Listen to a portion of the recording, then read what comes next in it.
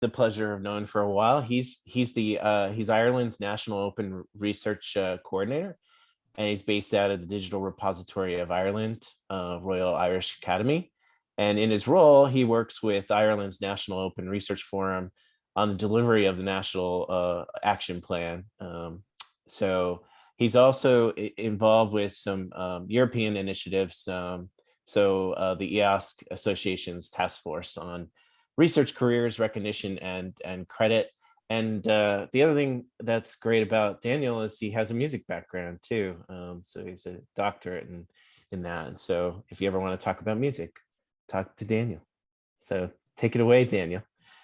Thanks very much, Chris. Yeah, and thanks to the organizers, to Sarah and Chris and the organizing teams at SciLifeLab and the AGU. It's been a very interesting conversation so far. And I guess what I'll be contributing here is a national perspective on open science, just talking through what we've taken as Ireland's approach and summarizing some work that's been occurring over the last 18 months in my role as National Open Research Coordinator. So briefly, I want to touch on some of the definitions, values, and drivers for open research in our context here in Ireland. Some of these policy contexts have been already discussed, and then talk through how we've developed our national agenda here, which has been driven by and I guess channeled through a broad group of stakeholders under the umbrella of a National Open Research Forum, or NORF. And we're now at the point of delivering a national action plan, which I'll talk through some of the specific details today and then move to discussion. So the UNESCO recommendation on open science has been mentioned already, but as part of adopting this in Ireland as one of the member states, we also take the definition of open science from this document as a globally agreed, I guess, framework. So here they're defining open science as an inclusive construct that combines various movements and practices, aiming to make multilingual scientific knowledge openly available, accessible, and reusable for everyone. Secondly, to increase scientific collaborations and sharing of information for the benefits of science and society. And thirdly, to open the processes of scientific knowledge creation, evaluation, and communication to societal actors beyond the traditional scientific community. So that's where we're positioning open science or open research, as we more commonly refer to it here. And further, we're seeking also to align in the European context with the European Union's open science policy under these 8 ambitions, which include fair and open data sharing, which has been the focus of most of the talks today, but also things like the European Open Science Cloud related to infrastructure, awards and incentives, which will come back to education and skills, of course, being also important here. Another driver on the policy side is the Horizon Europe framework program from the Commission. In this, which is running from 21 to 27, open sciences is mainstreamed into this funding program. So they talk about different kinds of practices, the early and open sharing of research, responsible management of different research outputs, including data, measures to ensure reproducibility, providing open access, and so on. And this is mainstreamed in that it forms part of the different parts of the funding cycle. So it includes open research practices being part of evaluation under the criterion of excellence and quality of implementation. And there's a mix of mandatory and recommended elements within that, that policy. The other driver, of course, has been mentioned already today, is under the conditions of the pandemic, public health emergencies have highlighted, I guess, the urgent need for rapid and transparent sharing of all kinds of scientific outputs through data, through preprints, traditional publications, and so on. We've seen paywalls being lifted, at least temporarily. There have been calls for open licenses under the Open COVID pledge, different platforms to facilitate data sharing and analysis, whether that's national or international platforms, and many calls such as this one by the WHO, UNESCO, and the UN High Commissioner for Human Rights. So this talks about open science as reducing inequalities or having a role there, helping to respond to the immediate challenges of COVID-19 and accelerate progress towards the implementation of the 2030 Agenda for Sustainable Development. And just off to the right, there's a news article here talking about how we're sharing data in an unprecedented way. And I guess this is also an acknowledgement that science works best in this way. If we need to change what we're doing now, there's a problem with the current system. So what's happening nationally in Ireland? I've mentioned the National Open Research Forum. So this was established a number of years ago to drive the Irish agenda for open research.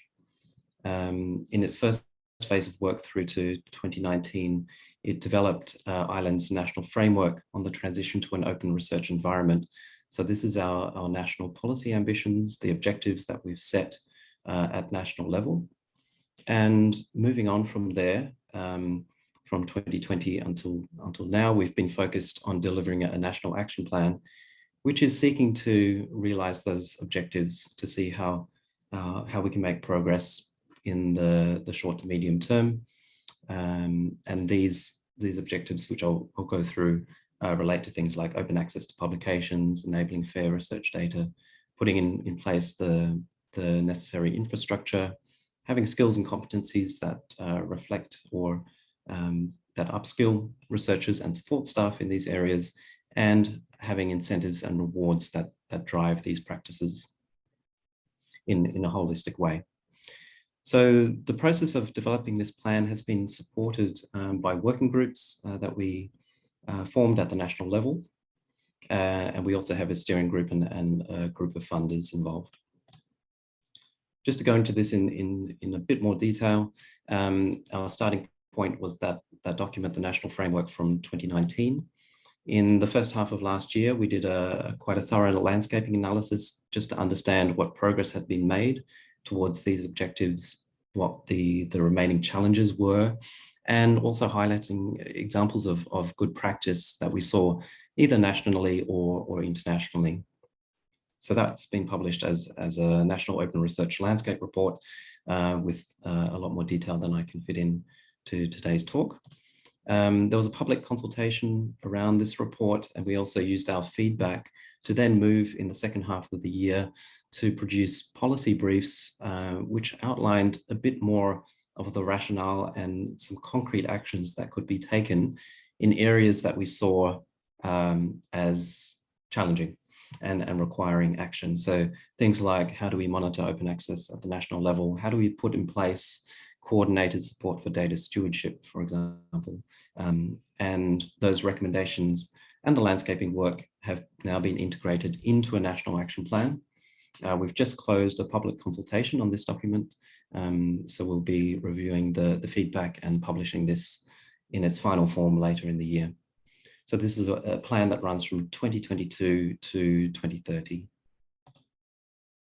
So as I've mentioned, it builds on national policies and international recommendations. The National Principles on Open Access from 2012, the Commission's recommendation on access to and preservation of scientific information, 2018, our National Framework from 2019, and the UNESCO recommendation. So as I've already mentioned, we adopt a definition there from UNESCO, as well as its core values around quality and integrity, collective benefit, equity and fairness, and diversity and inclusiveness, as well as the Commission's policy ambitions and Council conclusions on the new European research area, in which open science is also fundamental. So what I'll be going through now are just the main themes of what we hope to achieve and move towards by 2030. And these are grouped under, firstly, establishing a culture of open research, then achieving 100% open access to research publications and enabling fair research data and other outputs. I should stress that this is based on our draft, so it's not the final form, and this is subject to change. So under establishing a culture, Sarah and others highlighted this as, I guess, a multi-step and multifaceted process. But we see incentives and rewards, the training and so on, as really key to advancing progress in this area. So we talk about open research practices as impacting methodologies across the life cycle. It's not just something you do at the end, and therefore it contributes to research excellence as a whole. It should be fostered and become embedded in the Irish research system through consistent and system-wide recognition and reward mechanisms. A few examples we see here at the national level: the Dutch Recognition and Rewards Program, which is broader than Open Science, but talks about diverse career paths, encouraging all aspects of open science and so on. Also a focus more on team performance rather than individual credit. And then the Paris Call on Research Assessment, and there's also a European Commission coalition being formed around reforming research assessment.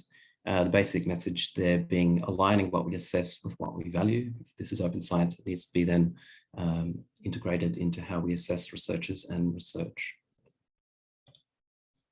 Just to underline that point, this is a survey from the European Universities Association from a few years ago, I think 2019, I believe. But in terms of what academic work matters most for careers, we can see that it still is very much the publications and funding right at the top, with open science and open access sitting at that point right at the bottom. So there's a fair way to go in terms of changing this part of the system. So we have a vision statement around this, and it, I guess, summarizes what I've already said, but embedding this in the Irish research system, reorientating research recognition and rewards towards responsible research evaluation. Key to this as well is open research metrics and practices, I guess, being rewarded, researchers at all career levels having the opportunity to learn the appropriate skills and being clearly incentivized to do so, and having specialist open research support provided by dedicated support professionals.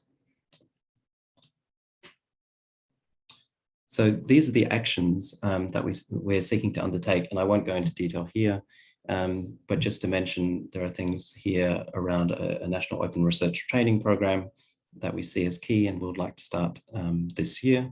Strengthening system-wide recognition, aligning research assessment with open research principles, supporting institutional and community networks, so grassroots movements, for example, and encouraging funding programs and awards that will boost open research through our national funders. Moving to the second theme, which I won't spend too much time on so I can talk more about fair data perhaps, is achieving open access to research publications. And we have a statement around this, that we're doing this in a multi-track policy in a coordinated way, but supporting multi-track policies and pathways. So enabling both repository mediated as well as publisher mediated routes, and seeking to reduce embargoes to zero. So our current levels of open access are sitting under 50% by most of our calculations. There's a need for more robust data in this area as well. But again, this is something we're seeking to accelerate over the next number of years. So we have a statement here around implementing a sustainable and inclusive course for achieving 100% open access. And those two words are key in that we need to cater to all disciplines, and we need something that works in the long term, that's fair and equitable. So we're looking at things like retention of authors' rights, also supporting our repository systems and benchmarking. So some of the actions there, again, I won't go into detail. Perhaps a new element is supporting bibliodiversity. So this is ensuring that we have disciplinary and also local supports for Irish academic publishers and journals, and that we're maintaining a healthy publishing ecosystem. Investing in PIDs is also key. ORCID was mentioned in the first talk. We have an Irish ORCID consortium, and we're also looking at developing that out into more of a national roadmap for persistent identifiers, and aligning policies. So the third area or third theme is enabling fair research data and other outputs. Fair has been explained quite thoroughly, so I won't go into that, but we're also extending that to other kinds of outputs, software, tools, workflows, and so on, in which it can also play a part. They obviously contribute to research integrity and reproducibility by ensuring transparency through open access or open data. And research data here should be as open as possible, as closed as necessary. We saw that emphasized in the first session as well.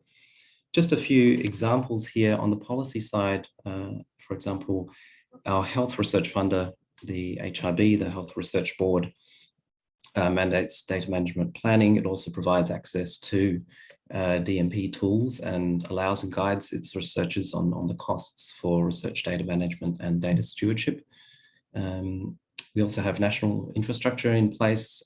Mentioned the ORCID consortium, but also the Digital Repository of Ireland, which is purpose-built for humanities, social sciences, and cultural heritage data, and has certification via the Core Trust Seal.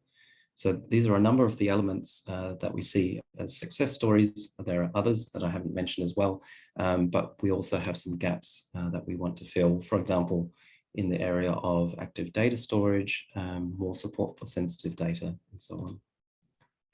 So in this statement, we talk about this mature ecosystem of infrastructures.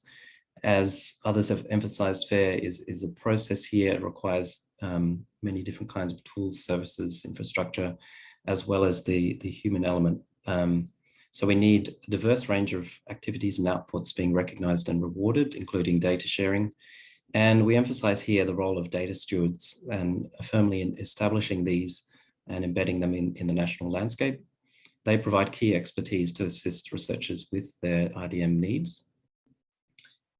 More generally, the infrastructures for open research are related to research infrastructures as a whole. So we need holistic, coherent and sustainable approaches to this if we are to succeed and put in place that mature ecosystem over time.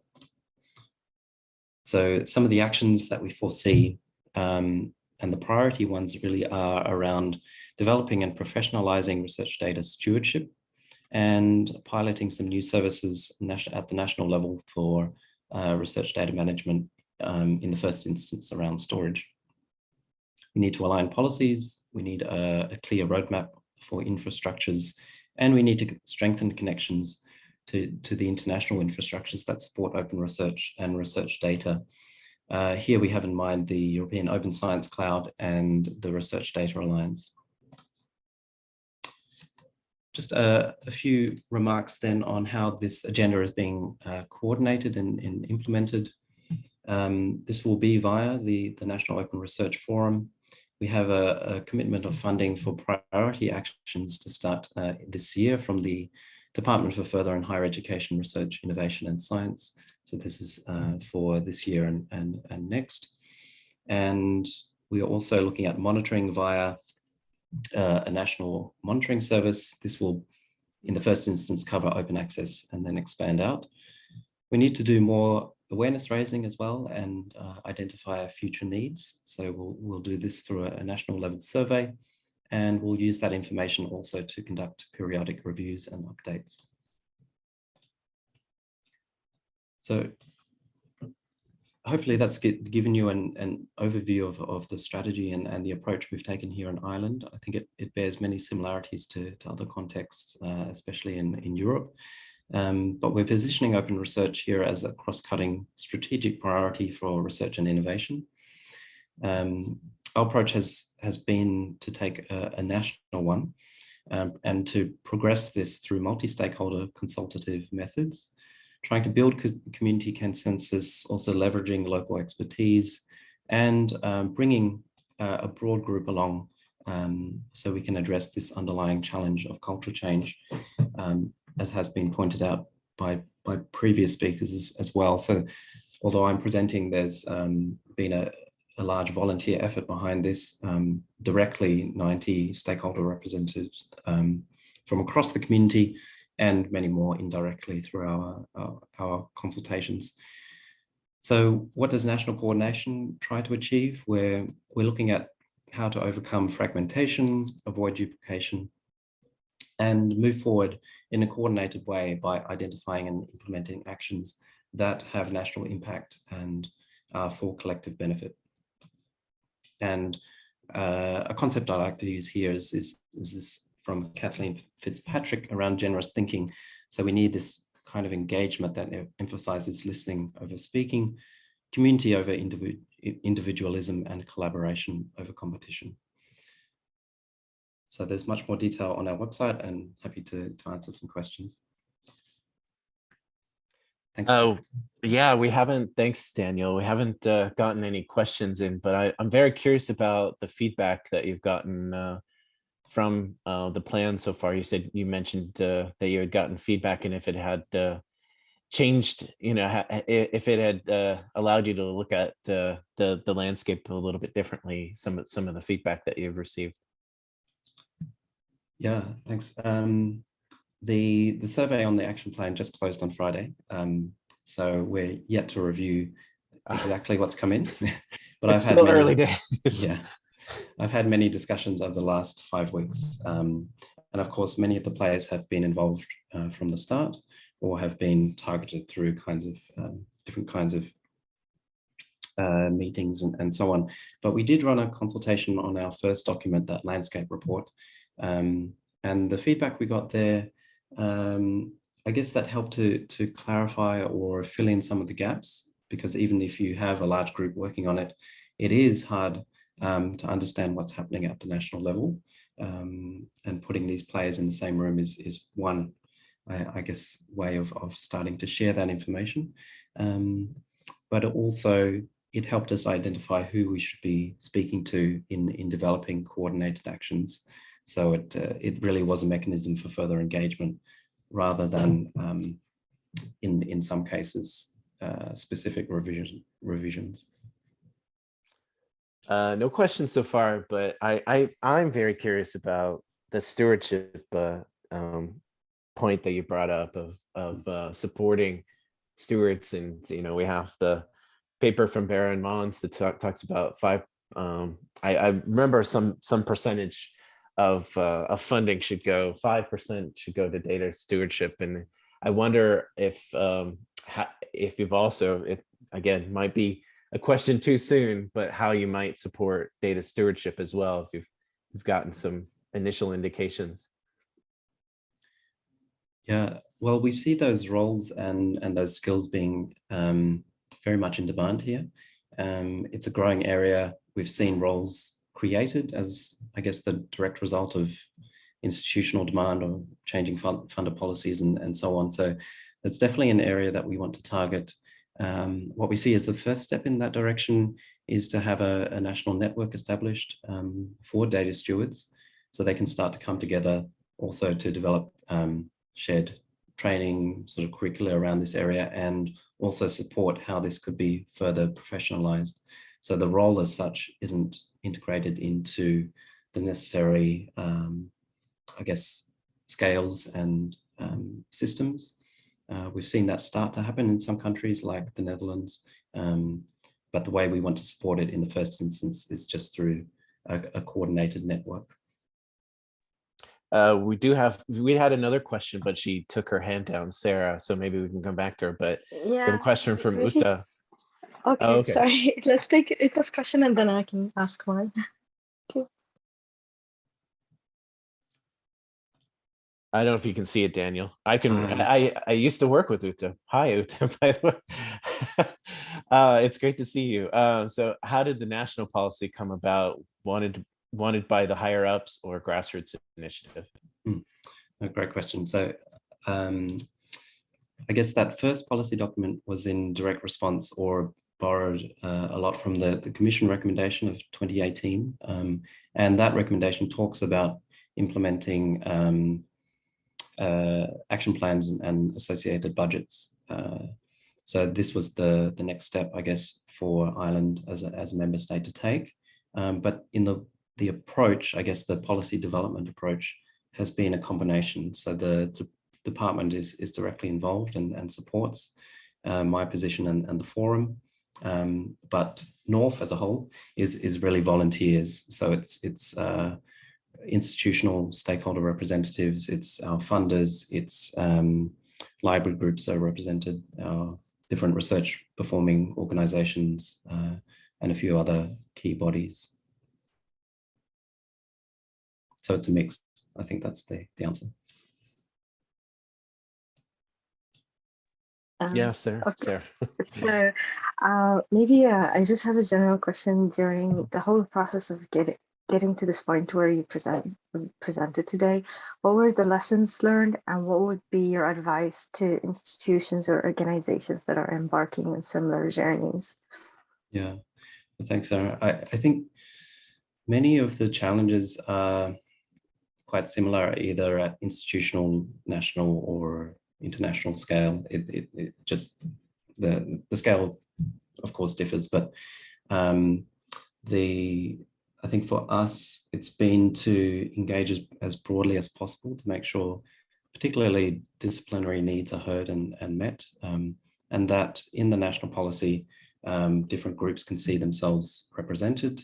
And it's also a balance between, I guess, what's ambitious, what's practical, what's needed now, what could be done later. So it's a matter of prioritization as well, and working within a number of constraints, what's possible in the environment. We have another hand. It's hard to see these hands, but it's from Johan. So he has a question. All right. Thanks. Very good talk, Daniel. Thank you. I was just going to ask you about, because it's a little bit similar, many things, as how things are developing in Sweden. And I wanted to hear your take on this, because in Sweden, we see that some of these aspects that drive around open science are done through national coordination and on a very high level. And some things are really driven by more topic specific things. Like we see here, we have people from different disciplines of science, and some are implementing these things about fair and open science from a discipline specific perspective, and that in turn kind of drive things upwards. So how is this balance among in Ireland? How much do you see happening, like sort of bottom up from the disciplines coming? I guess it's always a mixed picture, and I think particularly for fair data, having that disciplinary component is really important, because many of the requirements for data are really more discipline specific than what's required for publications. But I think in Ireland, I'm sure it's the case elsewhere, institutions and organizations are really at many different levels. I mean, also in terms of their research focus or output. So we have some that are leading in certain aspects, and others that are just starting on this journey, perhaps. So what I see personally as the role of things that can happen at the national level is to try and raise all boats. So to level the playing field in some areas, but of course this is only one layer. So the national level can help to connect what happens locally with also what happens internationally. But this is a collective effort. The implementation needs to happen at all of these levels.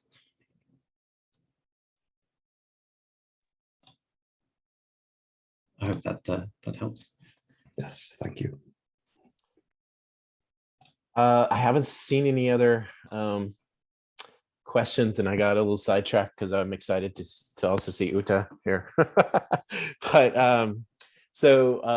yeah, I said thank you very much, Daniel. It's always good to see you, and I think it's really interesting to hear what's happening in Ireland. I think you're really one of these examples that we're looking to look at as far as how we can do this as well. Thank you very much, and I think you have shared your slides. So if anyone wants to access them in the Etherpad, they're there for you, and I can move on to our next speaker. So I think she's here very early in the morning, Christine. Yeah, and so thank you for joining us so very early in the morning for you on the West Coast time.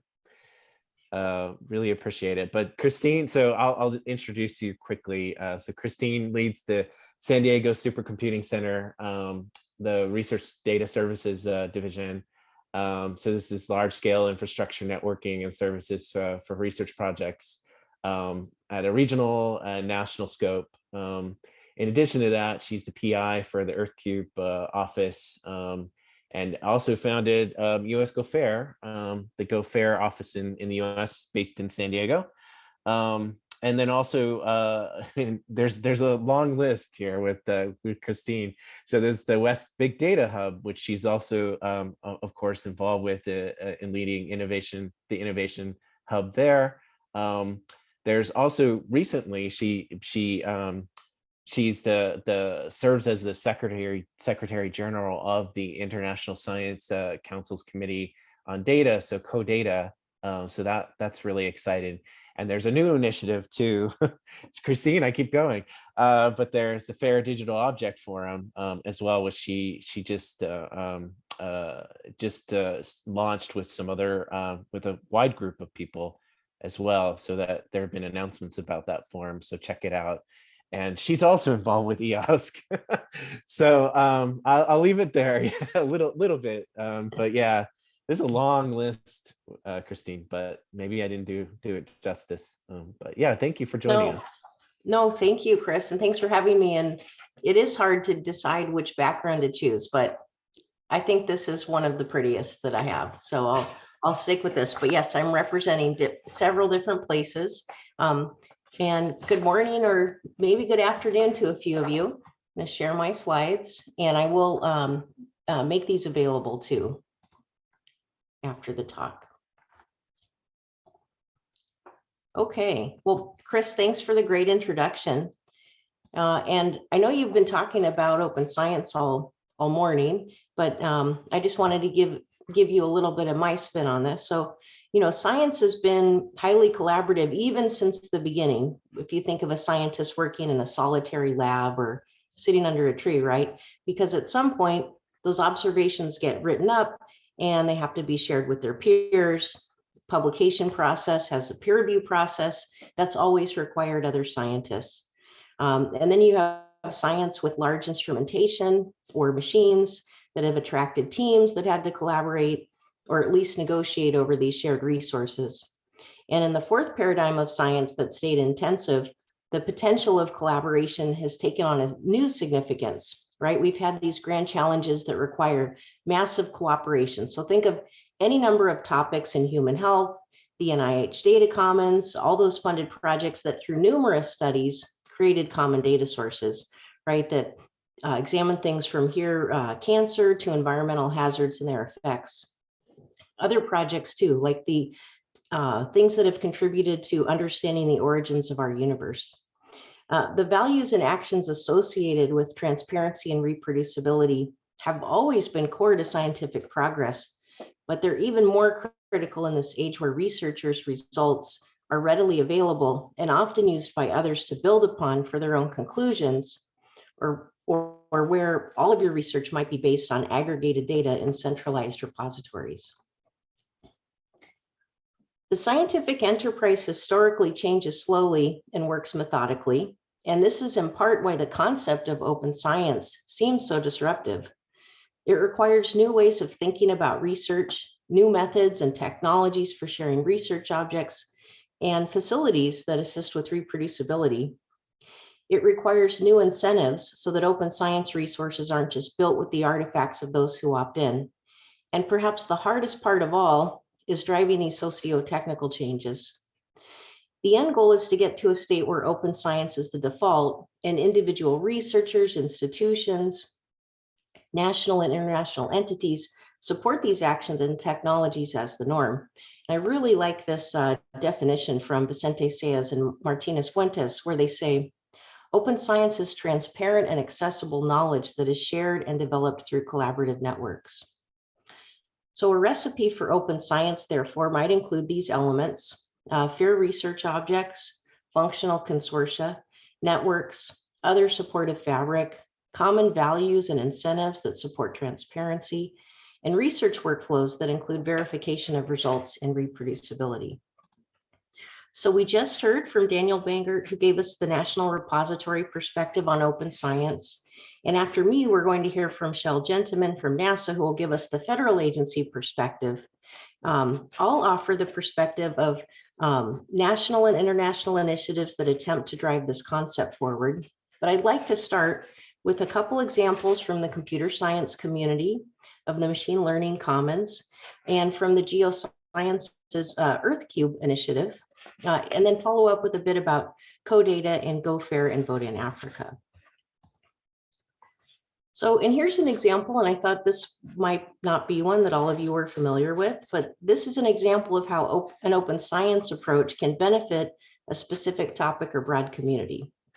So the Machine Learning Commons, known as ML Commons, is a pre-competitive collaboration made up of 80 companies and 24 universities. And it broadly includes anyone who develops machine learning algorithms or who relies on machine learning. A series of benchmarks are put out by various working groups concentrating in specific areas, such as general training versus machine learning on tiny devices or storage and data performance. And all of the code, data, and results are available on GitHub, and summary results are posted to the website. Through the collaboration, additional data sets are made available and AI ready, such as the latest one that ML Commons has put out, the People Speech, which is among the world's largest English speech recognition corpus, kind of like what ImageNet did for vision, is what People Speech hopes to do for speech. And through what they made available, the goals that they set out to accomplish are enabled, but a myriad of other research that they didn't dream of can also be conducted. For example, as a computer scientist, I use the system logs as data to be studied and look for efficiencies that suggest ways to save on electricity and time, as well as to inform application of machine learning hardware and software to problem sets. Without the open science approach of ML Commons, I would only be able to analyze for systems that I had access to, and I have a unique amount of access to systems, but even so, it pales in comparison to what I could do with the access I have to ML Commons.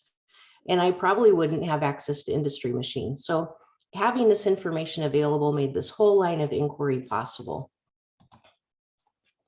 In an Earth and space science context, so much is made possible by having data integrated from single vantage points or portals and allowing people to explore and dream of inquiry without limits.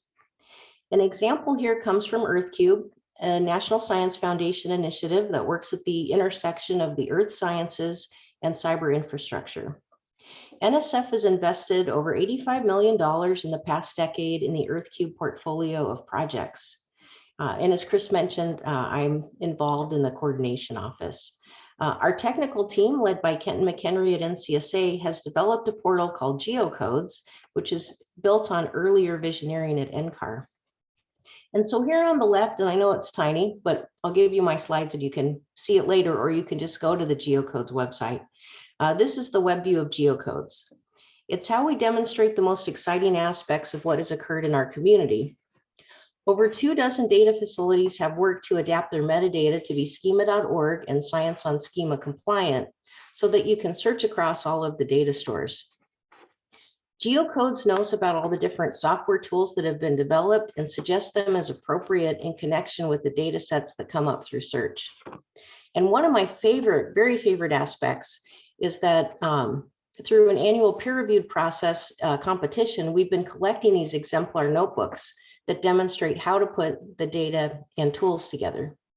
Where these exist, if you search on data or search and find a tool, it'll also bring up the notebook. And there are many added benefits beyond just the basic goals that we intended when we started out. With the inclusion of things like the notebooks, this can be a powerful resource for anyone looking to learn different techniques or for properly contextualizing the data that they have access to. And because the metadata is standards compliant, a number of other user interfaces can be developed and the innovations can be realized through other integrations, such as our current collaboration with Google's Data Commons. It creates a path for real sustainability beyond the geocode interface. Now we'll move to what open science can mean at the international or national level with GoFair and the country office that I've been leading, GoFair US. And too bad, Chris, you're off camera. I was hoping to get your reaction for including this Easter egg of your face. I'm sure. Oh. But GoFair is an international data initiative built on the 3 pillars of Go Change, Go Train, and Go Build.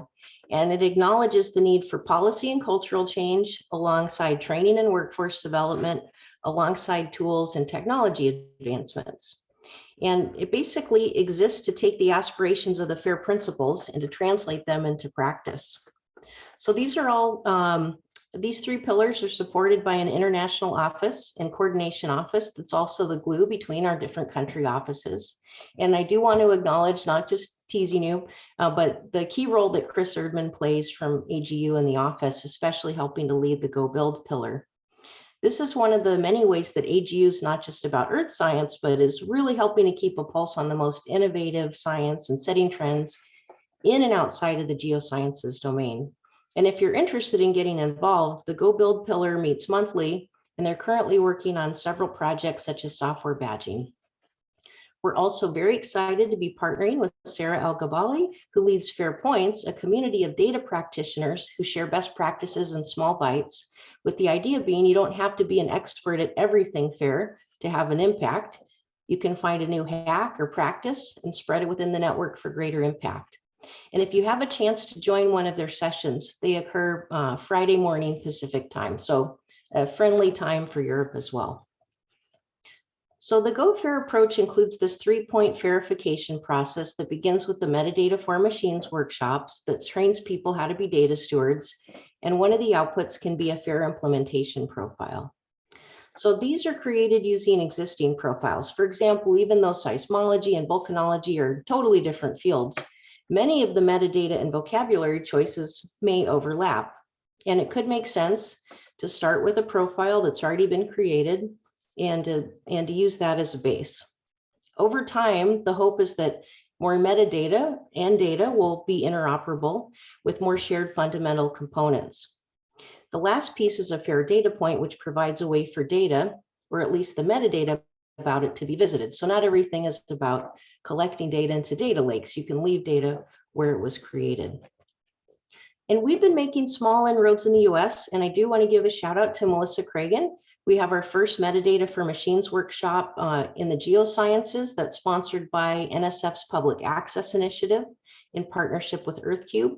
And Melissa is on the session today. If you want to hear more about it, get in touch with her. We have a FAIR data point, and we've held workshops where people work on FAIR implementation profiles in the US. Other partners in Europe have much bigger lists of accomplishments related to this 3-point verification process, but really, all of that doesn't hold a candle to the accomplishments of the Virus Outbreak Data Network, or VODA in Africa for short, who's implemented this across 88 facilities in 8 countries. It's even deployed in the war-stricken region of northern Ethiopia, the Tigray region. And it's not just open science and action for research. The 88 facilities are health facilities making it possible to aggregate and coordinate data about COVID-19 and future virus outbreaks.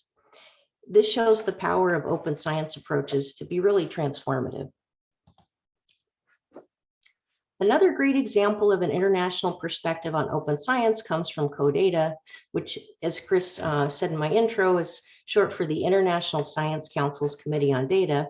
If you're not familiar with the ISC, it's an organization made of the world's international science unions, and it's based in Paris. CoData draws its call to action around open science from the following sources. And these are all online and available if you'd like to read them. But first, the UNESCO recommendation from its report on open science that member states should be promoting collaborations with the Southern Hemisphere and strategies for shared open science platforms. Second, the ISC's own action plan about open science that encourages the creation of open science platforms, and again, in the global south especially. CoData contributes to international open science through 2 other key initiatives, OSCAR and GOSC. OSCAR gathers people from around the world who are working on national and domain-wide science commons to share perspectives and provide opportunities for collaboration. I'd like to tell you a little bit more about GOSC, though. This is bringing together contributors from initiatives around the world, including from the European Open Science Cloud, the CST Cloud in China, Australia's Research Data Commons, the Digital Research Alliance of Canada, the Malaysian Open Science Cloud, Red Clara from Latin America, and the African Open Science Platform. There are several different working groups that are working across these efforts, as well as the overall research gaps from the infrastructure level to the data interoperability level to the policy level. And here are the 5 initial use case studies, including one that is related to the geosciences here, number 4. This initiative hopes to affect most of the boxes that I showed you on that first slide about open science. And I encourage any of you to check out the overview website and consider either joining a working group or submitting a case study. And if you go to the website, you should see a place to register for the next briefing that will be given by Milan Osterchek, who's the co-chair of the Data Interoperability Working Group, who's going to give us a briefing that ties in a lot of the work that he's done on EOSC to this new effort. Okay, so I'm one of the last speakers, so I promised Chris a little interactivity. If you're up for it, I know what it's like too. If you're not, that's okay, and you can just follow along. But I hope you enjoyed, and maybe you heard something that you hadn't heard me speak about before. But a few of the ways that initiatives, national and international groups, are coming together to push forward open science. And again, you've been sitting and listening a lot today. So let's take a few moments together to reflect on some of what you've heard, maybe to provide some brainstorming. But we're going to head over to the Jamboard, which is tinyurl.com/AGU SciLab. I already got, hopefully you can still see this. So I just have a very, very, very open-ended question here. You can choose to highlight something else from the talks that you've heard so far. But basically, to add a new sticky note, you're just going to click this thing that's right underneath the arrow button, type something in, and it'll be there. You can move it around, make it, you could be obnoxious and make it big or make it smaller. And as we fill up, we can go to a second page if we need to. But yeah, please just take 2 minutes and add any thoughts you have, especially things that you'd like to lift up.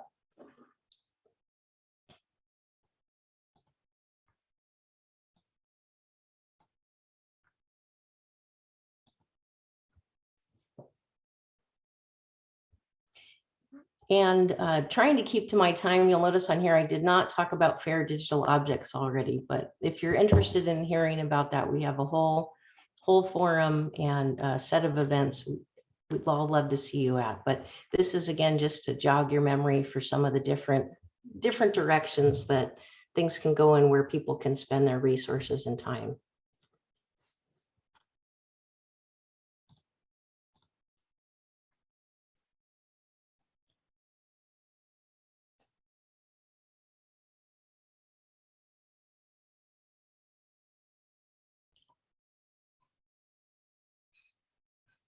These are some great ideas already. I mean, this first one that someone posted, the equitable access to computing resources. I mean, there's so much baked into that. It's not just the credits available to use computing access, but then it's also having the training and the know-how to be able to do this.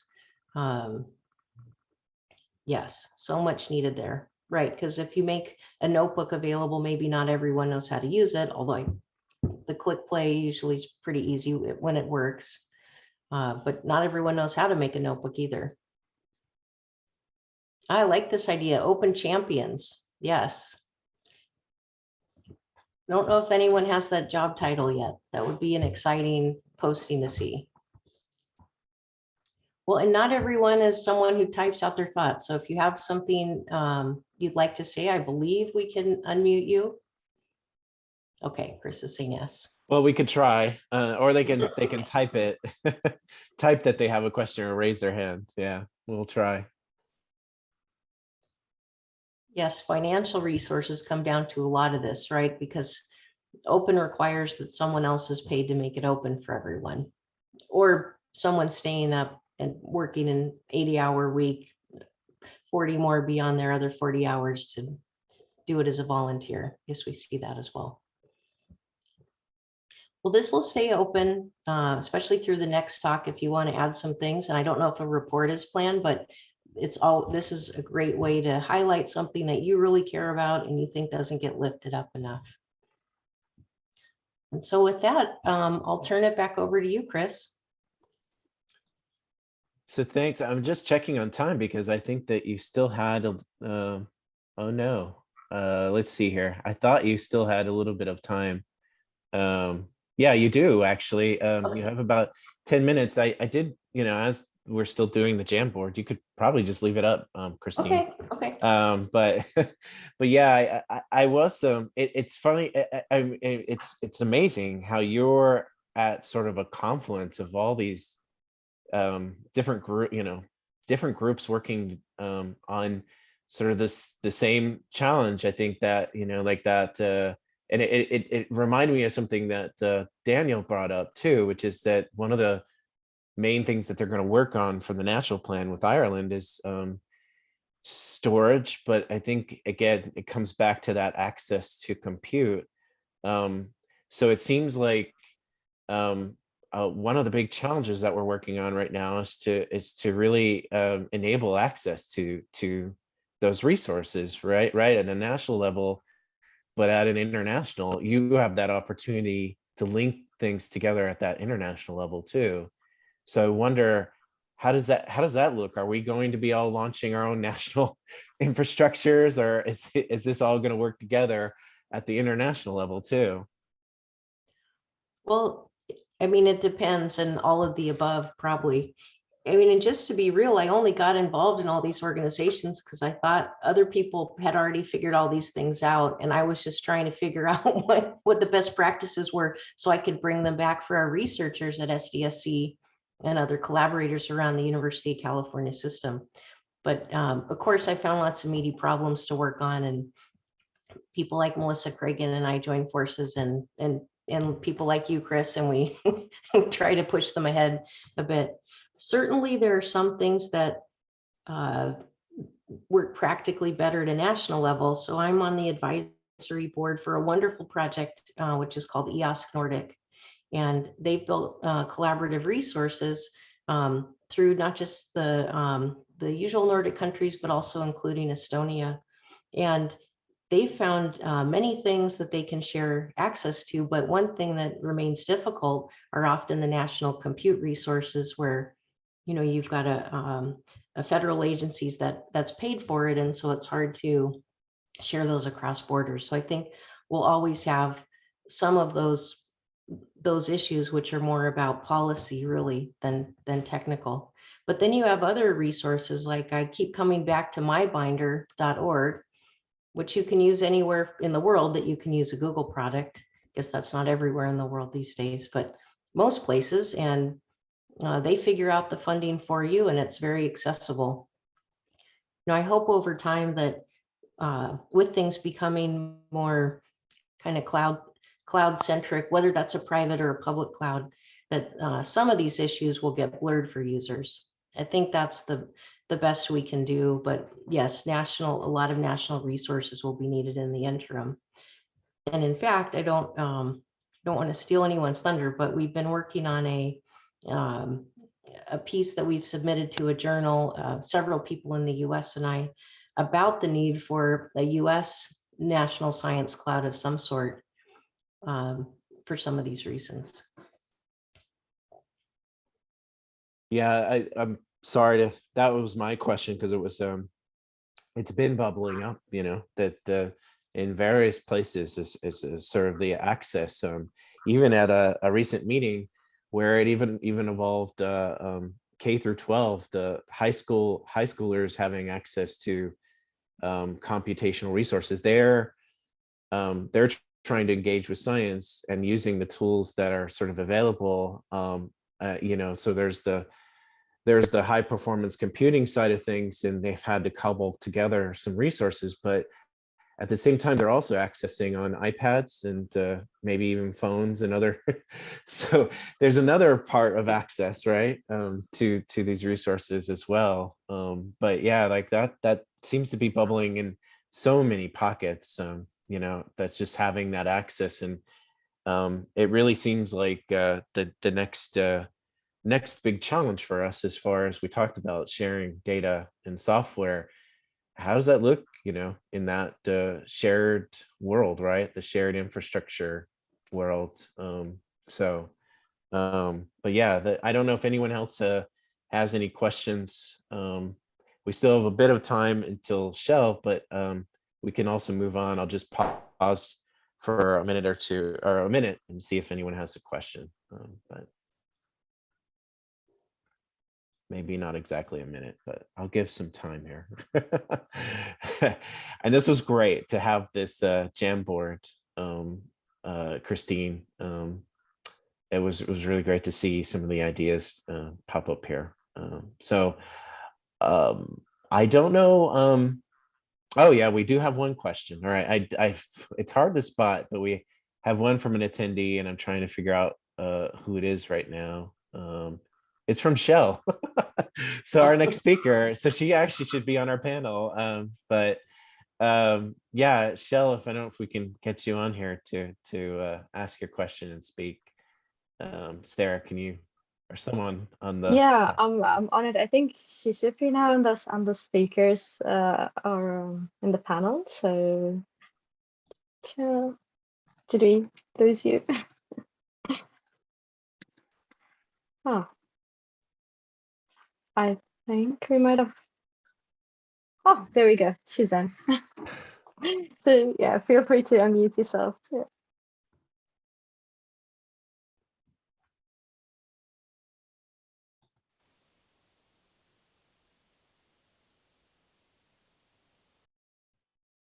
we hear static. Shell?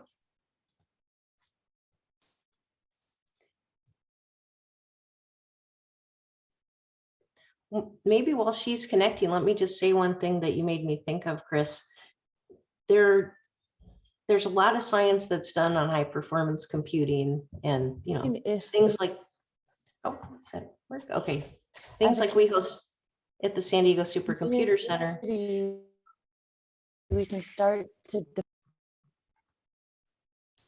Oh, I think that was Shell's question coming through. Oh, okay, sorry about that. I think she has a connection issue. Yeah. Well, I guess I'll make my comment short then. I think one of the biggest issues with a lot of these systems is they're still too hard to use. Even if you, say you get some high school students, you want to show them what kind of tools people are using. You take them to the Google Compute Cloud, which is phenomenal and has tons of great things. It's so complicated. And so I know with one of our high school teams, actually middle school team that we've been working with through the West Big Data Hub, they're just using Google Sheets. We're not, and they're using, cheapish sensors, commodity sensors that you can get off the internet, and then inputting that into Google Sheets. Because a lot of these higher end systems are just take so much training to be able to understand. And so we need to meet people halfway somehow and keep making these things more accessible and having less of a learning curve to be able to use them. Did we want to try Shell again? See if. Yeah. And well said, I think that. So Shell, I don't know if we've worked through, but we can also start with you. If you can start with a question, and then we can start into your talk.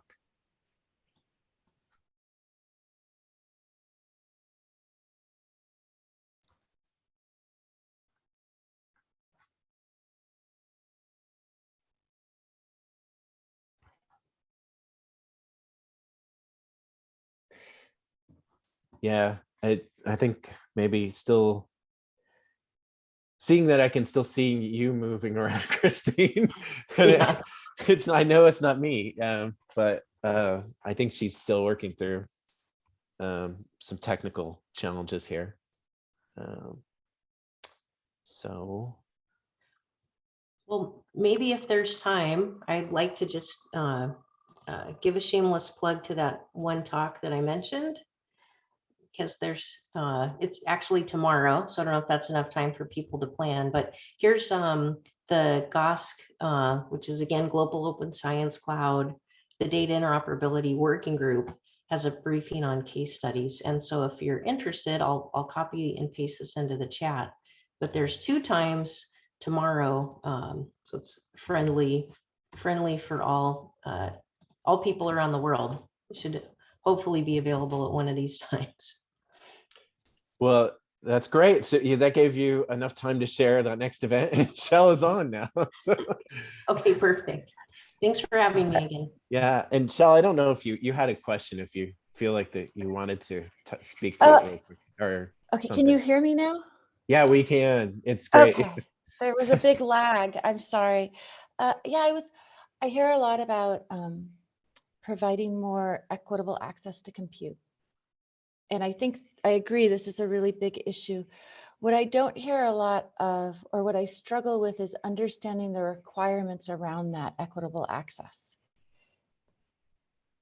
Is it enough to provide, a small 4 GB hub that's shared by 10 people on the cloud, or do people like what does equitable access look like, and how do we start to define it more clearly so that agencies or cloud providers could respond? Well, I definitely don't have all the answers, but I do think that you have to meet people where they are. And the way that even organizations like mine with supercomputing provide things doesn't meet everyone where they are. Certainly, there's a cadre of scientists who do understand how to access, these things. Their career has come alongside all these things that have developed. But I think for especially early career, we need to be looking to access methods that are more familiar with them, more web-based, not so much command line, as much as I, love the command line and started my life in DOS, right? So it needs to be a bit about that. I mean, you might think of voting, right? It's not everyone's going to stand in line for 5 hours. Well, this is maybe a US example. Right now we have voting by mail, and you can enroll to automatically get your ballot. And, how do you make it easier so that people get to that thing that you want them to do? I think focusing on the long tail, which I'm really proud at the San Diego Supercomputer Center, is our focus. Focusing on that long tail and the way most people do computing, I think, is a lot of it. So I hope I didn't dodge your question, but I think it's a lot on the provider. Thanks. Well, you also had me on that voting example. So thank you, Christine. It was nice having you here, and if you can stick around, that'd be great. But our closing speaker, we'll also have Shelley closing us out at the end, so I shouldn't say don't go too soon. But Shelle Gentelmann is here. Thanks, and it's also very early for her.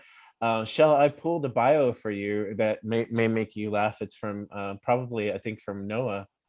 But Shelle is the Science Advisory Board on the Science Advisory Board of NOAA. She's a passionate advocate for open science, open source software, and inclusivity. As a physical oceanographer focused on remote sensing, she has worked for over 25 years on retrievals of ocean temperature from space, and using that data to understand how the ocean impacts our lives. So more recently, she's the lead on NASA's Transform to Open Science mission and the 2023 year of open science. So she'll be here joining us to talk about that.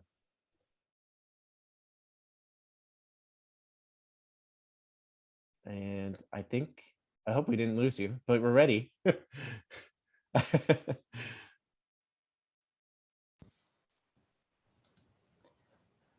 We can hear you now. Yeah, I think you've unmuted, so. Okay. Can you now see my screen? Yeah, and we can see the screen too, and the beautiful badges, logos. So perfect. Thanks, everyone. Thanks, Chris, for the nice introduction. I'm Dr. Shelle Gentelmann. I now work at NASA headquarters as the program scientist for Transform to Open Science mission, like Chris just mentioned. And we have a whole group at headquarters actually working on this.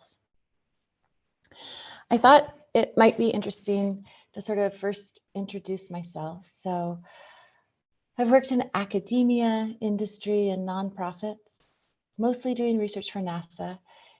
Interesting, like my only time in academia was really in graduate school. So I've always been a little bit outside where science is mostly accomplished, especially for oceanographers. I've led a proposal for a new NASA mission.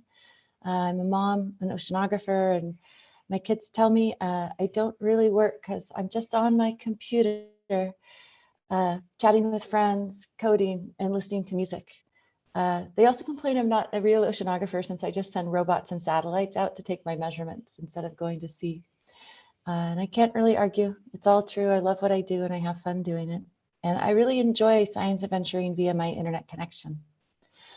During COVID, I was able to deploy 2 robots to the Arctic and worked closely with JPL, the Jet Propulsion Laboratory, to develop a new NASA science mission, done completely remotely. And only recently have I sort of realized I've sort of been a data scientist my entire career. And more recently, I've taken a position at NASA headquarters around open science, but driven by some pretty dramatic life events. So the speed of science matters. In California, where I live, each fire season is a little bit worse than the next, it seems. And through the really fast sharing of geospatial imagery, people, and let me be specific, my friends and my community can find out if their home survived. In 2017, when we had our first really big fire, Maxar which is a satellite company, was posting data on AWS through their open data program within 48 hours. And this is a really big deal when you're in the middle of a disaster, because you're able to actually, on Twitter, people notice, process data, build apps to display the imagery.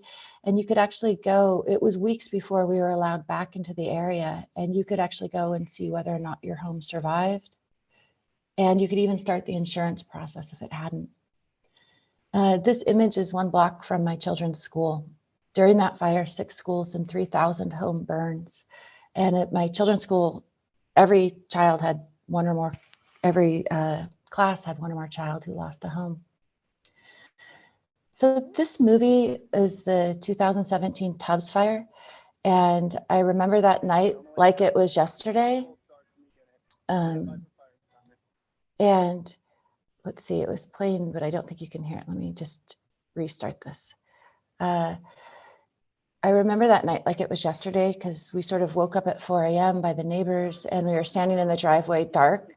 And what this movie of is essentially a fire truck coming up to the area, just calling fire truck after fire truck after fire truck, trying to get anybody to come to the area. When we woke up, there was no Google Maps, no news, just every few seconds, the boom of a propane tank exploding. And less than 10 minutes later, we had the dog and the cat, and we fled past multiple fire lines to what we thought might be a safe direction. Just looking around us, we already knew that friends' homes were gone, and we could only hope they got out in time. And for me, this event really put climate change and the impact on our lives in a different perspective. In 2017, it was Tubbs. In 2019, it was Kincaid. In 2021, it was the Glass Fire. Our family evacuated 3 times in 5 years, and this is what climate change looks like. That ending shot is a Kmart on the north side of town, and this is where all the firefighters, they're just calling truck after truck after truck, trying to get someone up here. And they all said, okay, meet at the Kmart, because it's on the freeway. And by the time they arrived, the Kmart had already burned down. This was only an hour later. I think the fire traveled about 30 miles in a few hours. So the Kmart was burnt, and the neighborhood around it was all on fire. And this is just one example of a reoccurring climate crisis. You might have your own example where you live in Louisiana and have dealt with Katrina or flooding along the East Coast. Agencies, these droughts, storm surge, famine, pollution, heat waves, agencies, government, disaster relief people use data. They depend on this data to save lives. But it's larger than that. Understanding why and how these events occur allow us to mitigate impacts before they happen. And that really does save lives and property. And this is where open science can help. because we really do need to urgently change how we're doing science. And that means making data easier to access, sharing software, building cyber infrastructure that's open and shared. And as data scientists, we should follow open science because there's a climate and science imperative to do so, but also because it expands who can participate in science. And right now, we need everyone at the table because the speed of science, it matters.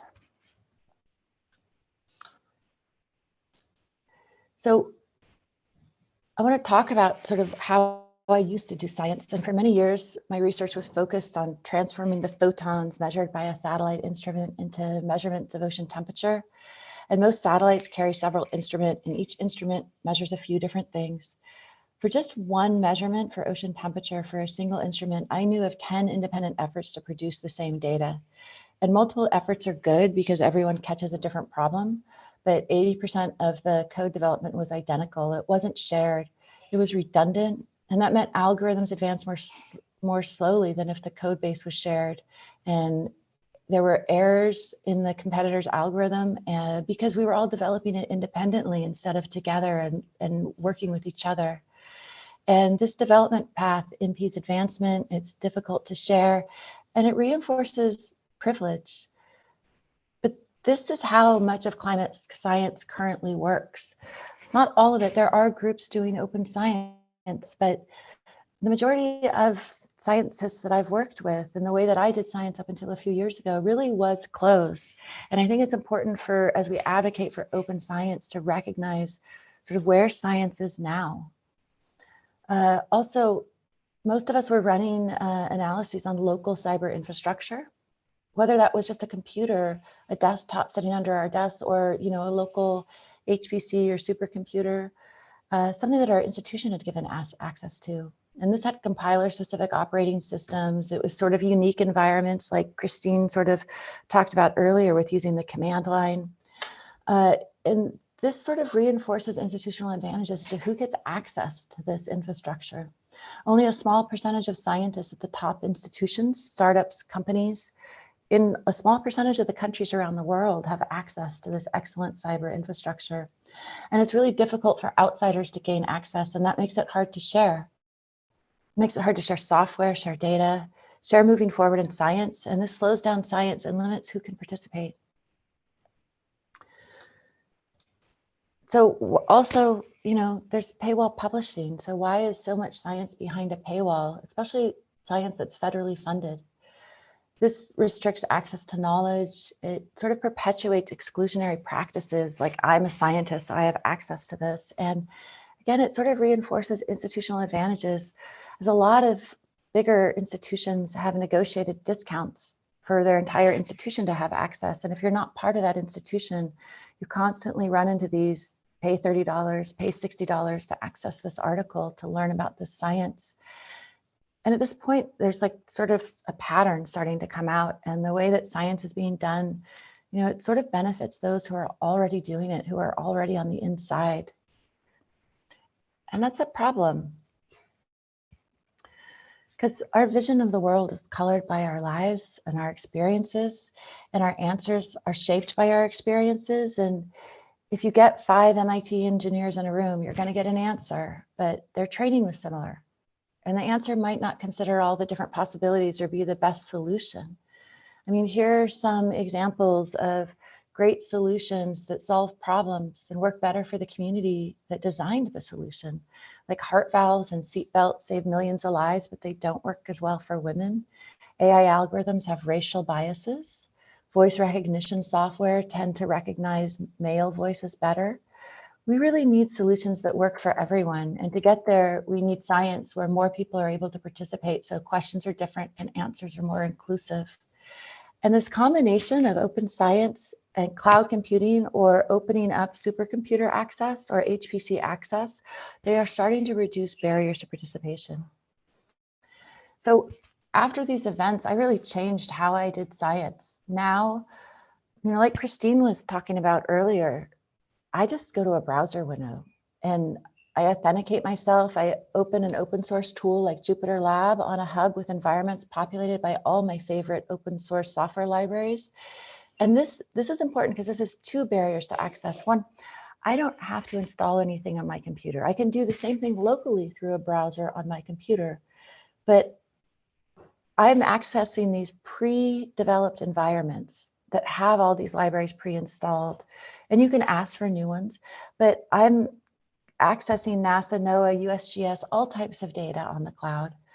And I'm processing it, and I'm able to scale according to the analysis as needed.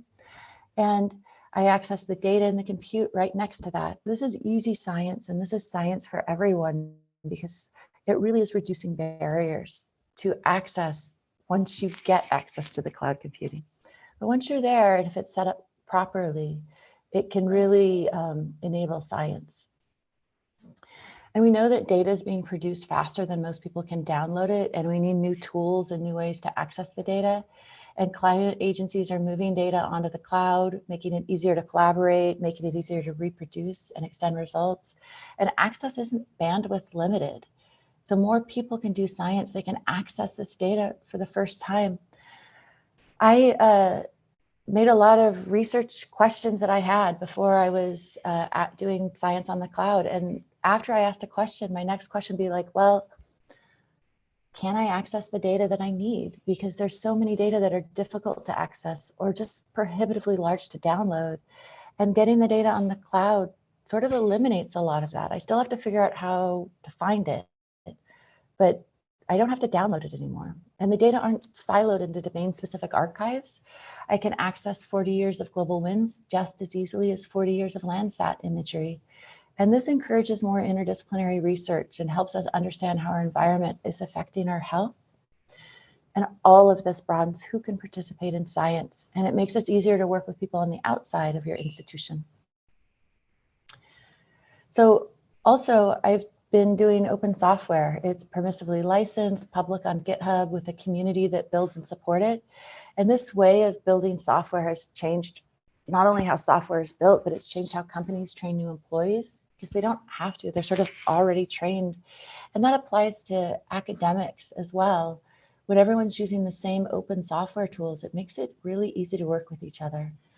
And in the background of this image is a snapshot of PyTroll, a library that I really like.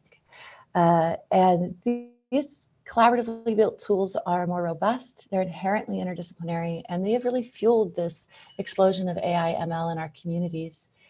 And why AI ML may be the most visible example, across most disciplines, there are these tools that are making science more accessible. And there's no doubt that this speeds up our science and our impact. So bringing this all together, you know, sort of that same as that other picture, this is another view of that, sort of going into a browser and authenticating an access cloud, HPC, supercomputer. This is really changing how people are accessing science, because it really looks the same no matter where it is. And it means that you can move between companies, agencies, jobs. There's not a need to retrain for each local environment. And this has mostly been developed by the open science community, and Jupyter Hubs are becoming the default tool for science and science data platforms.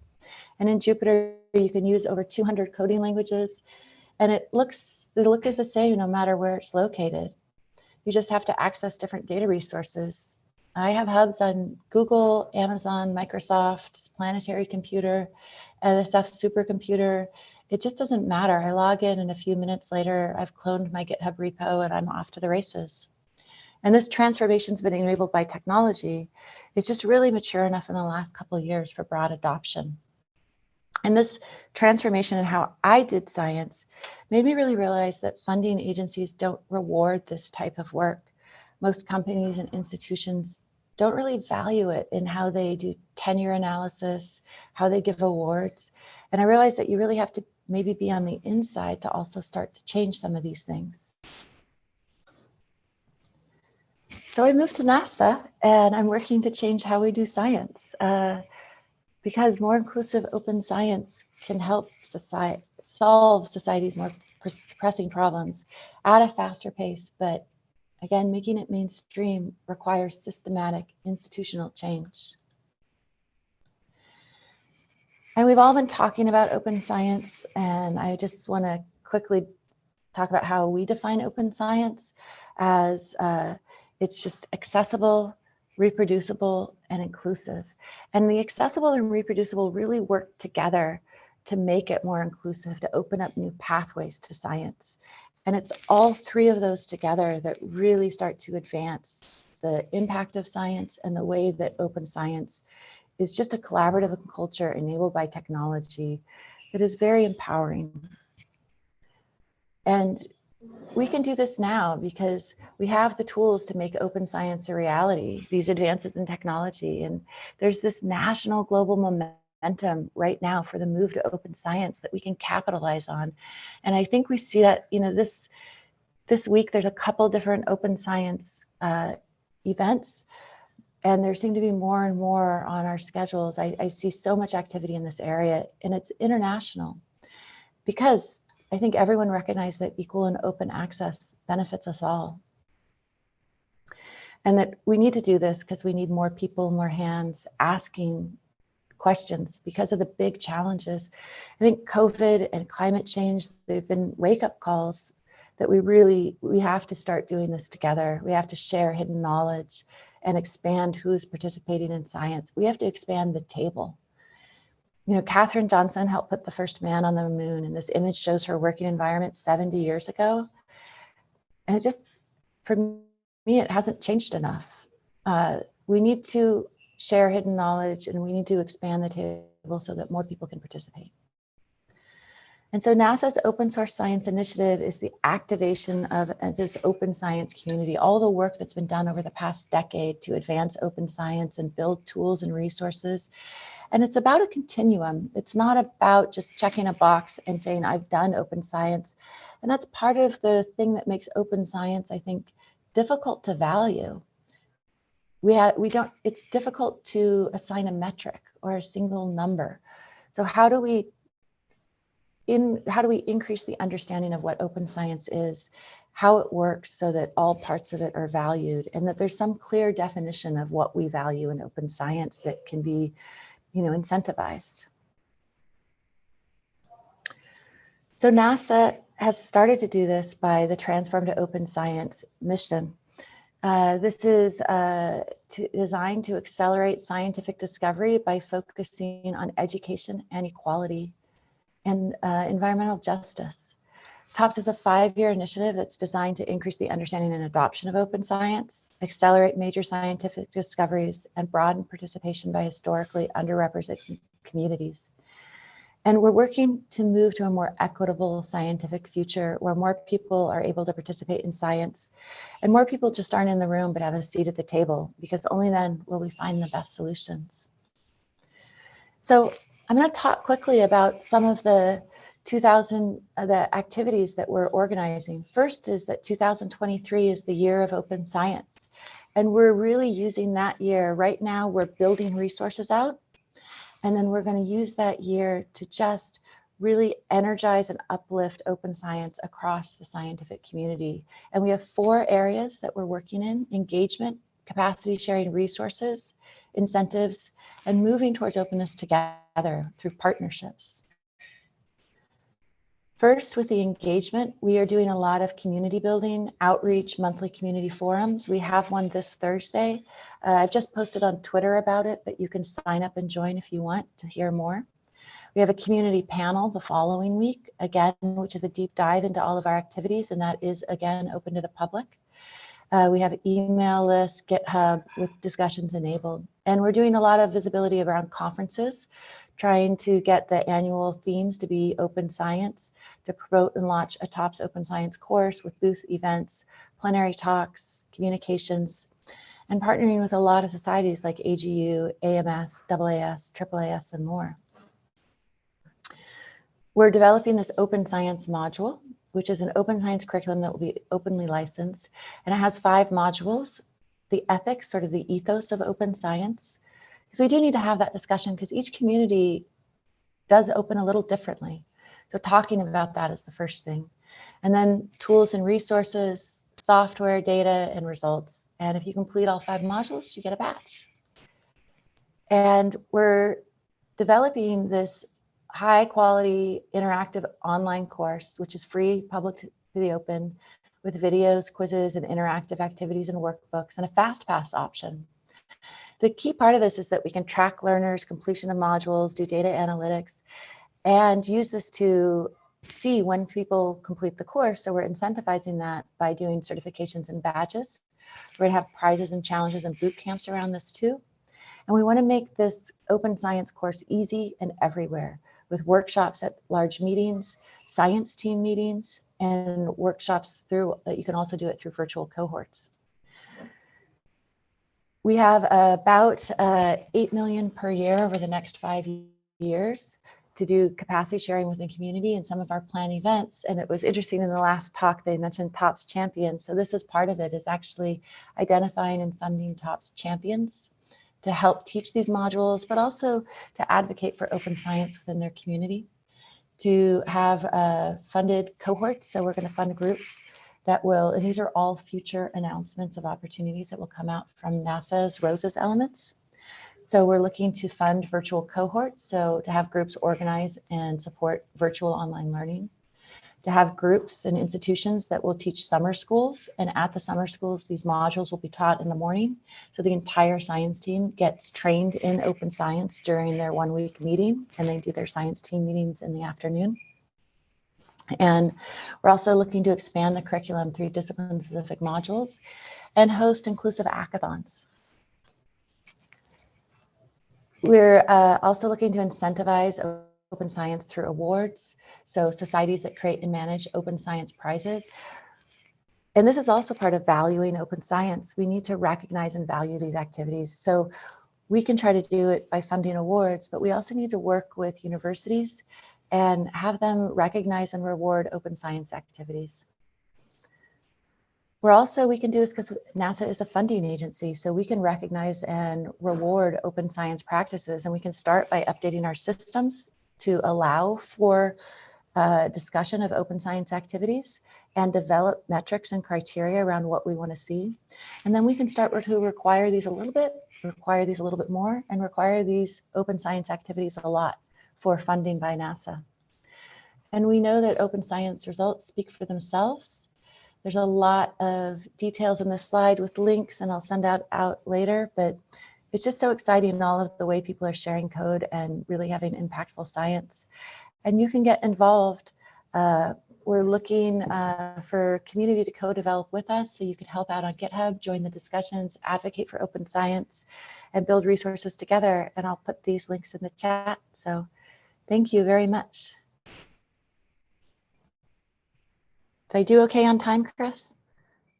Yeah, thank you, Shell. I was like wondering if you had sensed it for me. Like I was just looking at the time. I was like, Chris is getting nervous.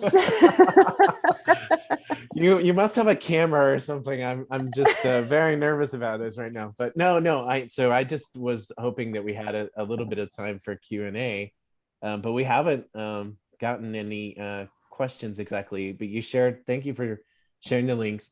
I guess like I'll just say one thing, which is recently we just had this broader impacts meeting about how we improve, and this is something the National Science Foundation really puts weight behind, is you develop these broader impacts to have this connection with the communities, and to really take your science to that level, to the community, work with them, and but there are other sort of aspects involved. I'm just simplifying it, but it seemed like there was a real challenge. Like you're driven to do science very quickly and develop these proposals very quickly, and there's no time for relationship building, to make those connections with the community.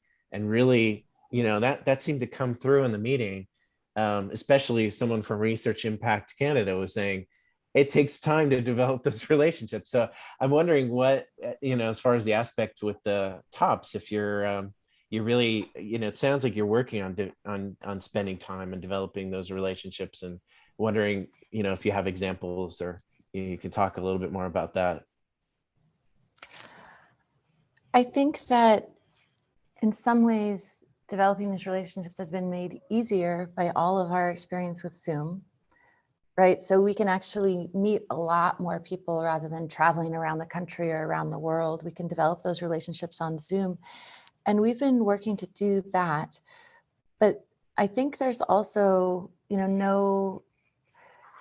I think as we start to go back to in-person meetings, those are really valuable because they're places where we can all get together and just brainstorm and relax and have time to relax into a conversation instead of being a 30-minute conversation where you ping from one to another. Developing these relationships takes time. And that's part of why, we have these virtual cohorts, which are sort of longer term engagement strategies that we're trying to build community around. The science team meetings where it won't just be NASA science team participating. There will be funding for other people to attend these events. And we're just trying to leverage both remote and in person, I think is really important for starting to develop some of these communities, because you're right, it's hard and it takes time. So I didn't plan on doing this show, but what you're trying to say is you're opening up open science. Yes, we're opening up open science. And Chris and I have a lovely new article that I put a link into the chat for. But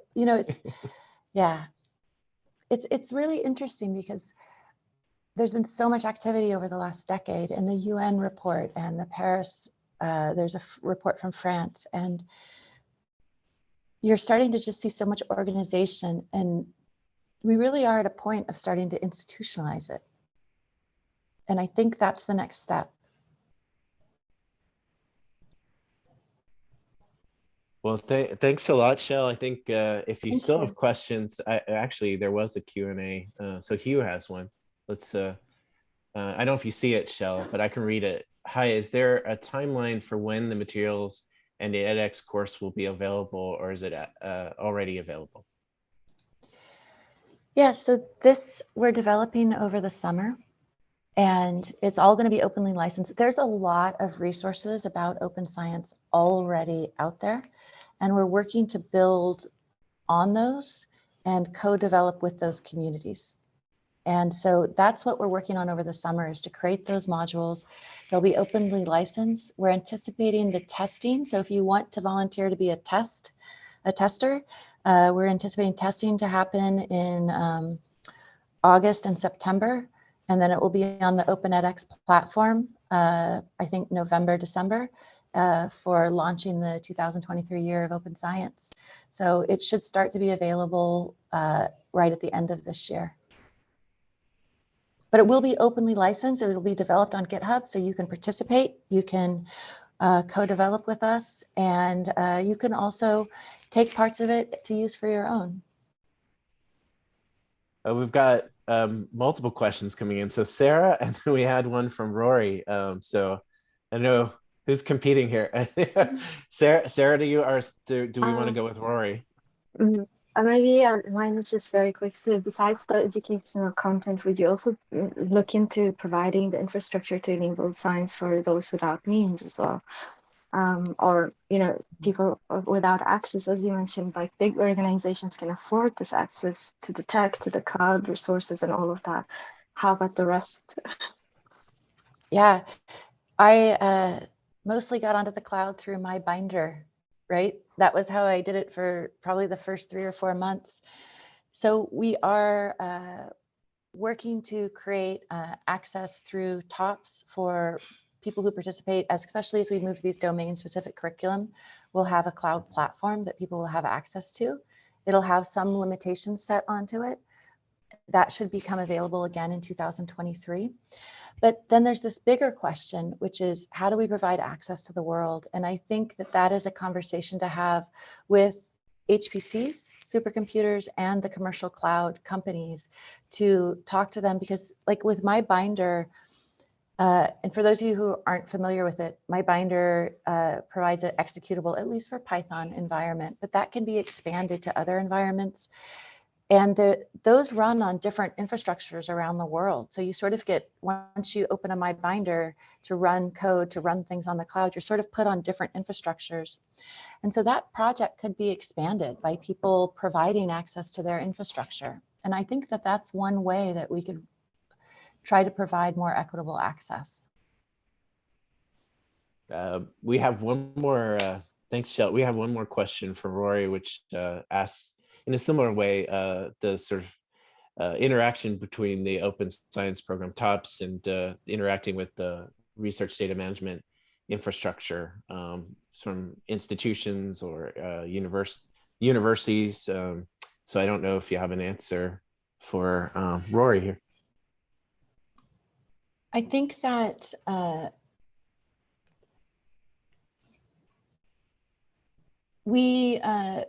the research data management infrastructure is a really key part of it, because as we're asking people to not just share data, but to do fair sharing of data, so the findable, accessible, interoperable, and reproducible, that's where a lot of the infrastructure from the individual institutions and universities, that's when scientists do create data, those are their contact points, and working with those groups are going to be really important to make it easy for them to share fair data. And I think that we sort of see institutions and universities as really key partners, because especially the librarians are the point between sort of helping scientists share data in a useful way, and also software and results. Yeah, Caroline, yeah, I think that's a great answer. And actually, I was going to say Caroline Coward started a hashtag at the very beginning of this event saying hire a librarian hashtag. And the real interesting thing is too that Rory runs a fair, or so the person who asked that question, Rory McNeil, runs a fair data podcast. So seems like he's having those conversations as well, like how we can work on this together. So I think that's it. I know Shelley's been waiting to cap everything off for us, and just share, just sort of recap and summarize some of the wonderful ideas that have come through. So Shelley, if you, and thanks again, Shell, for speaking. Thank you. That's always good to hear Shell talk. Thank you so much. And I think I'm going to take some of the points that not only Shell has talked about, but so many others. These are Google slides, so I know Chris is going to make them available to you all. Do they look okay? Yes, I was giving you a thumbs up and I was off camera. Yeah, thank you so much. So this is called closing remarks, but it's a bit of a summary. What an incredible event that's taken place today. And I really hope that the recording will get out really quickly so that the folks that were not able to participate can actually have a chance to listen in on all these amazing speakers. It's been such a great event.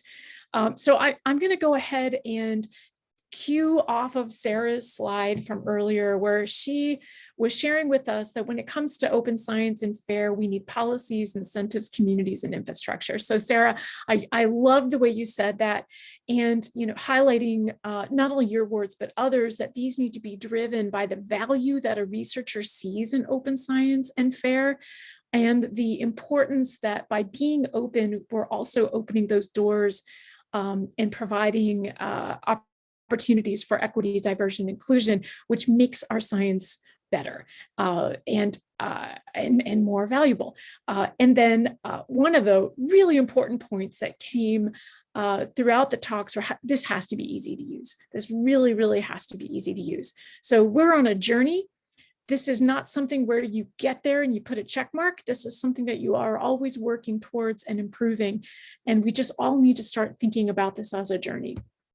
So here are the policies.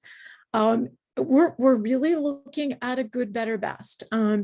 Shell's most recent slide there, where NASA's looking for a few folks to be working towards open science, and then eventually they're looking towards significant open science happening over years.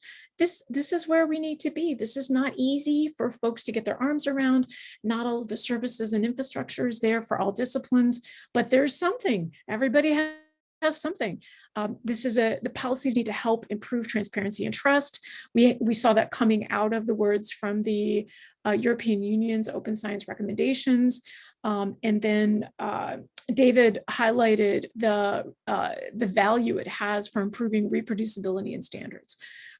among many other topics that we saw. And why are we doing this? Well, we're doing this because our science doesn't get simpler. Our science gets more complex, and we need it to be easier for us to find data and improve the reuse, and also for reuse for software and workflows. And this is incremental. Incremental progress is valuable, and it's not, it's not a 0 to 60, but that's miles per hour. Sorry, European folks. I think it's like 100 or something when I'm looking at a speedometer in Europe, that which is frightening, by the way, if you come from miles per hour, as opposed to kilometers per hour, but it which goes to metadata. Can we just talk about the metadata for that example? But we really do need to value the fact that there's been an incremental progress. And then incentives. Every single stakeholder within the research community needs to provide incentives around open science, because we all have a different angle here, a different value statement that can help researchers see why this is important. So endorsing open science practices and values publicly, and demonstrating that, especially I'm thinking about AGU, we've already changed our honors and awards to include open science practices specific to data sharing and software sharing. Our institutions need to honor that for promotion and tenure, and that we need to shift from volume of publication to the contribution to science. So it's not only your publications, but it's also those software packages, those ongoing data sets that are important. So the time you're spending on building up those resources is valued in your community in a way that's meaningful to your own promotion, tenure, and contribution within science. We need to really make this clear across the community and change our entrenched culture on it just being publications. It's more than that. It's community, it's mentoring, it's your contribution back to a larger goal. And then communities specifically. So really getting into what discipline-specific communities need around data and software sharing. This is our champions. This is where our champions come in, finding those champions within your own community and making sure there's long-term commitment. And let's not forget, we're going to need some funding here. What does it mean to actually contribute to data and software communities? This goes back to Sarah's talk. I loved what they're doing and what she's promoting within ecology and environmental work, and making that easy to be part of a disciplines community, making it something that would just be, of course you would be part of it. Of course, this is something that you would reach out to do. AGU's going to do a pilot of this summer to see what that might look like within our own space. So if you're interested in that, please reach out to Chris or I. And infrastructure. The tools that support understanding, version control, and workflow.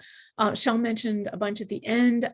We're using Jupyter notebooks, but there's other types of notebooks, also GitHub for version control, and there's more. I just have a couple here, and that those tools need to help researchers by generating the difficult to create metadata. Can we just automate this for researchers? Can we just figure out a way to do it? And it's got to be easy and accessible for all. I think there's a huge cheer for that. Let's just make it easy. We're not there yet. Some disciplines are doing better than others, but it needs to be across the board easy and obvious. So that is my last slide. I'm going to hop off, and maybe all of our speakers can show their video.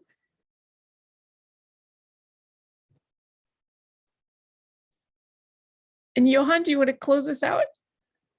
Or Chris? I can just say that I'm really excited to hear all the talks this afternoon. Very, very interesting for me to hear all this stuff. So I don't have anything. Shelley, the wrap up was fantastic. So thank you. I don't really have anything to add. Anyone else? No, I think it's funny because that could be also like a national roadmap that you just put together there, a roadmap for an organization. But yeah, it just mirrors, I think, that roadmap that we need to have moving forward. AGU is going to kick off an open science seminar series later this year to talk more about these topics at high level, but we also did a data sharing and software sharing seminar series for societies. So if you want to learn more, especially if you're just getting started, that's a really great seminar series, and you can find that at wesharedata.org. Isn't that fun? I think that's a really great one. But gosh, every single speaker has so many amazing resources, and please do reach out if you're interested. I know Shell has hopped off, but if you're interested in working on the Year of Open Science, especially if you're a member of AGU, we're more than happy. Just reach out to Chris or I. We'll get you engaged. We'll be announcing AGU's participation, the broad participation soon, but definitely NASA's Year of Open Science will have a huge promo at AGU this fall in December, and then American Meteorological Society will kick off the year in January, and they're excited to do that. Maybe we can take a last picture of all the speakers today. So I'm going to take a screenshot of all of us to say hi. Thank you all so much. This has been absolutely brilliant, and I appreciate all of the speakers and bringing all the different perspectives, and thank you all for your time as well. Yeah, with that,